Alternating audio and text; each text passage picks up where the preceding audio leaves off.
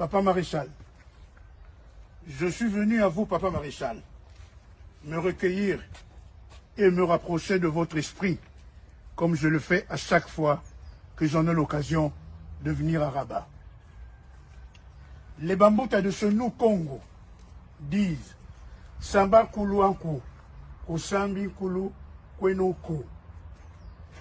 Je m'adresse donc à vous, un des grands esprits du Congo Zaïre, comme je m'adresse au Bankoulou, au Bisimbi, Congo, parce que je me suis toujours reconnu en vous pour avoir parrainé et fait confiance à mes débuts en politique. La visite d'aujourd'hui est particulière. Je me suis en effet souvenu d'une parole douloureuse que vous avez eue à prononcer au cours de votre règne. Sans doute agacé par tant d'ingratitude, vous avez lancé l'anathème « Après moi, ce serait le déluge ». Nous y sommes malheureusement. Je viens pour cela vous demander aujourd'hui de nous délier, de délier le pays de cette terrible et malheureuse sentence. Le Congo va mal. Le Congo va mal, très mal.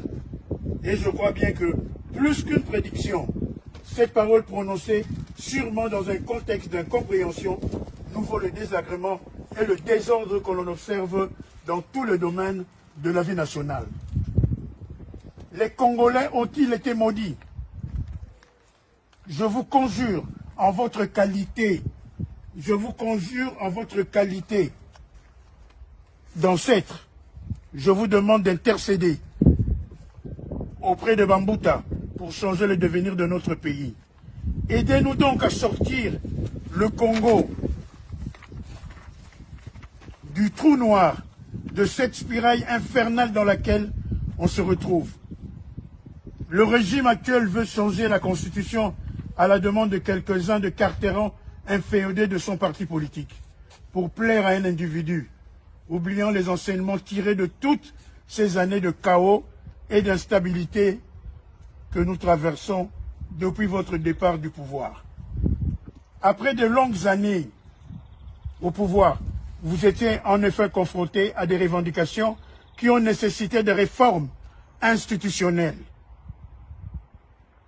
Votre grandeur a été d'associer toutes les couches sociales aux consultations populaires avant de décider des changements institutionnels à opérer. Certes, la démocratie a mis un temps à s'installer, mais vous avez tracé le chemin en ouvrant la conférence nationale souveraine et la suite a été plus difficile. La constitution d'un pays, un socle qui définit les conditions du vivre ensemble pour l'héritage de l'unité nationale dont vous avez été le champion. Après l'ancêtre Joseph Kasavubu, l'ancêtre Patrice Emery Lumumba et tant d'autres ancêtres du Congo Zaïre. Nous, tes descendants, nous espérons que les changements qu'on voudrait expérimenter se feront dans le consensus et l'unité. Nous espérons que la démarche pour aborder ce nouveau tournant sera inclusif et nous ferons le nécessaire pour éviter au pays la discooptation. En restant fidèles à vos idéaux sur l'unité des Congolais, nous ferons tout pour éviter le repli identitaire sur base des visées tribales ou régionalistes afin que le Congo Zaïre soit un seul.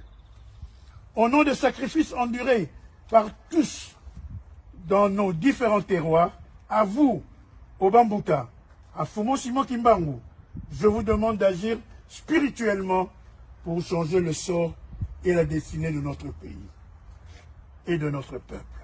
Papa Maréchal, cette réplique aurait pu être dite chez vous, à Guadolité. Malheureusement, vous êtes encore dans ce beau pays qui